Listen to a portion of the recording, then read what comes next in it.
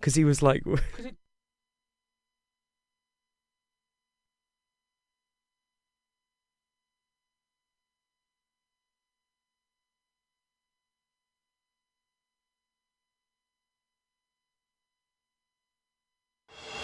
Across the South Coast, live from Solent University, you're listening to Solent Sports News.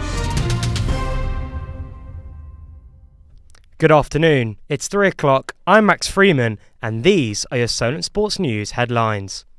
Saints face league leaders Coventry tomorrow in the Championship. Manager Tonda Eckert won the EFL Manager of the Month award for February, with his team now 11 unbeaten. Fans are impressed by the impact he's made since becoming the permanent manager in December. I was pessimistic at first. I didn't think it's the right appointment, especially when we made him permanent after and lost 4 games on the spin. But no, it's looking good now. We're on the up. So that's what around. Keep our fingers crossed. He's done really well. I'm really pleased with what he's done so far. I like him.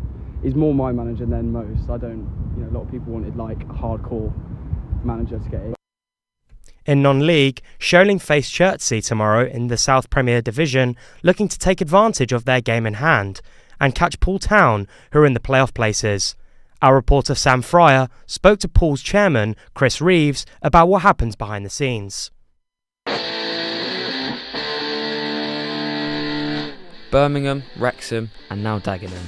These are just a handful of teams that have seen recent new ownership. But what actually happens behind the scenes? Well, I've stooped down to the dizzy heights of Step 7 to find out what really goes on when running a football club. Finchampton Football Club chairman Lee Fryer explained the role of the volunteers who make clubs like these tick. Every one of us that work at Finch are full-time workers anyway, so we have our full-time job.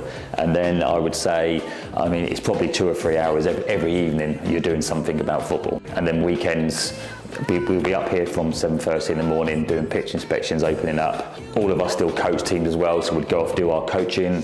Club secretary Graham Kay revealed the away from football business that happens behind closed doors. It's a mixture of admin and HR, really. So the admin side is essentially making sure all the coaches are properly qualified and making sure the teams have got enough players. From the HR point of view, probably too much of the job is resolving difficulties, and there are always difficulties. I think sometimes people forget that we're volunteers as well. Back on the south coast, and Poole Town owner Chris Reeves disclosed the Dolphins' rise up to Step 3 and how he stepped in to manage the club's struggling financial situation. We weren't even on the pyramid of non-league football. We had to sink so low.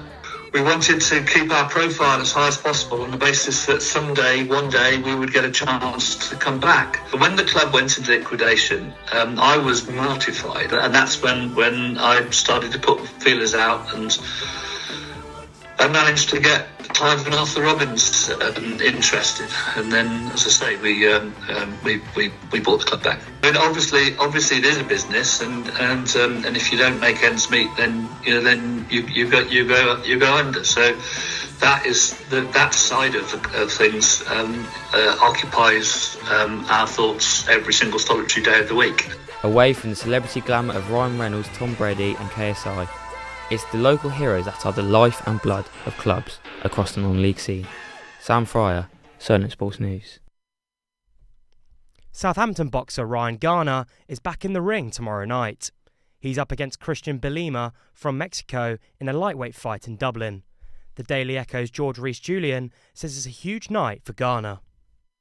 It's a very important weekend, really, for Ryan Garner, to be honest, because although his fight against Christian Bielma is a bit of a foregone conclusion, there should be no reason he loses that. He's almost going to have more interest in the main event between James Dickens and Anthony Kakache, because he will want to face the winner of that for a world title, and he'll want to do that at St Mary's at some point this year. The final day of the Cheltenham races is well underway, with the Gold Cup chase at 4 o'clock headlining today's racing. In the 240 mares chase, Dino Blue held off the challenge from Only by Night. Our racing correspondent Will Charlton has the latest from what's been happening in an enthralling day. So Will, what's the latest? Yes, so far the story of the day is the 50-1 Apollon de Charny winning the first race of the day for Mullins' 6th overall win this week. Willful then took a surprise victory in the 2 o'clock with Dyna Blue, like he said, the main favourite of the day. He made it back-to-back wins as she won by 2 lengths. And all eyes are on the 3:20 now, with Dr. Steinberg the favourite at 5-2. Thank you very much, Will, with that update.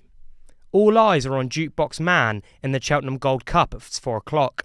His owner is former Southampton manager Harry Redknapp.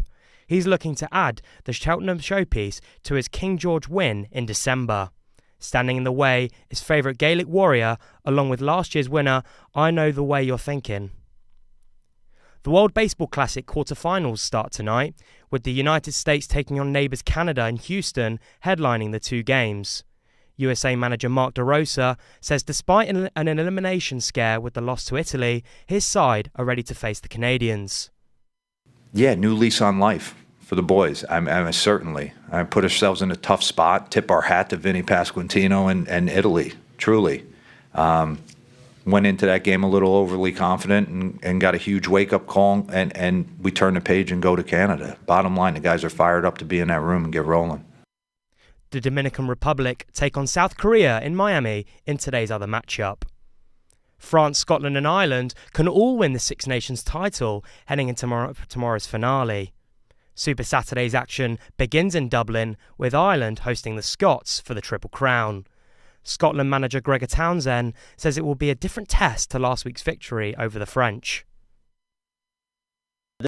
This is a different challenge. It'll be a different style of game than last week's. We're playing away from home, which is a big challenge in itself, and we're playing against a top quality side. Elsewhere, Wales are taking on Italy, and a struggling English team will play against France in the final match of the competition. The second round of the Players' Championship is underway at TPC Sawgrass in Florida, with Austrian Sepp Straka tied for the lead at 7 under par. McIlroy has found any improvements on day 2 so far, still hitting at 2 over par. Hampshire local Justin Rose has had impressive day 2, shooting at 3 under par. That's all from us this hour. I'll be back in an hour with our final show of the day.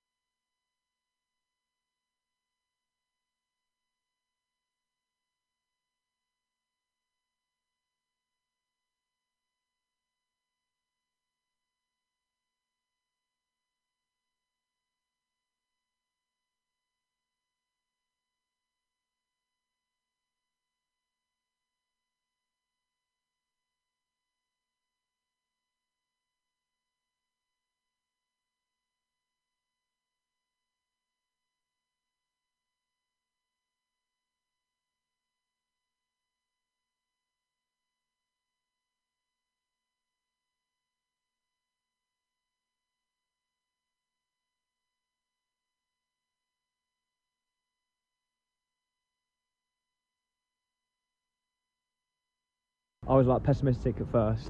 I didn't think it's the right appointment, especially when we made him